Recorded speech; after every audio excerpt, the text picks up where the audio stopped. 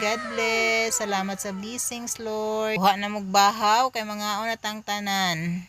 Nahuman na lang mi og pangaon nga mga dagko ang duha wala gyud nalingaw gyud og dula dayon. Lingaw pug kay mo anang mangaon mga daghan mo no unya namo sa gawas mangaon dinhi mi sa gawas nga ngaon kay medyo hayag magud siya nya maliwalas ang imuhang pananaw ba lapos-lapos yung pananaw diri sa palibot. Pag humana mo og pangaon ang kani bitong lubi nga kana bitong haga di naman ninyo makay magamit pwede ninyo na siya tadtaron so ako adiri gitadtan ako na para sa ibahog sa manok. Ang amo pong sibuyas dahon nga sobra sa among lamas amo pong gitanom po nini para itok diri karon may na lang nimo daghan pohon kay ganhi na po dinhi na nagilamas nimo nga. So nanguli na dayon mi kay ang ulan ka ulanon na gyud so nang nabod na og manok so nagamit na dayon diri ang tinadtad nga lubi kaning mga lahi nga hagad. Mao na dayon gipang sabod sa manok so sulbad ang sabod di na ka magpalit. Dinhi lang ko tama nanto sa sunod pohon. God bless. Thank you.